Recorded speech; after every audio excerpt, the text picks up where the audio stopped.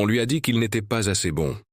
Rejeté de son équipe de lycée. Imaginez rentrer chez vous, voir votre nom absent de la liste, sentir l'humiliation. Michael Jordan n'était pas sélectionné, pas assez talentueux selon son coach. À ce moment-là, il aurait pu abandonner. Beaucoup l'auraient fait. Mais il a pris une décision différente. Il a travaillé. Encore. Et encore. Et encore. Il arrivait avant tout le monde. Il partait après tout le monde. Il ne cherchait pas la motivation. Il construisait la discipline. Des années plus tard, il dira « J'ai échoué encore et encore dans ma vie, et c'est pourquoi je réussis. » Après 40 ans, beaucoup d'hommes vivent un rejet. Promotion refusée, opportunité manquée, projet ignoré. Et ils laissent ce rejet définir leur confiance. Jordan a utilisé le rejet comme carburant. Il n'a pas cherché à se venger.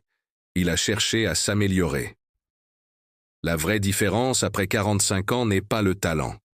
C'est la capacité à accepter l'humiliation sans abandonner. Beaucoup veulent le résultat. Peu acceptent la répétition invisible. Jordan a raté des milliers de tirs, mais il a continué à tirer.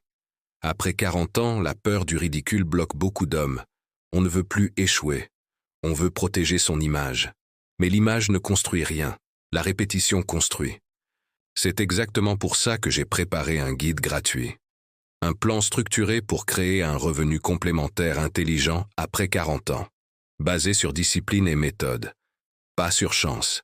Le lien est en description. Téléchargez-le. Et maintenant, je veux que vous répondiez. Avez-vous déjà été rejeté dans un moment important? Écrivez « Oui, et j'ai grandi » ou « Je dois rebondir ». Si cette histoire vous inspire, laissez un like. Abonnez-vous si vous comprenez que le rejet peut devenir une arme.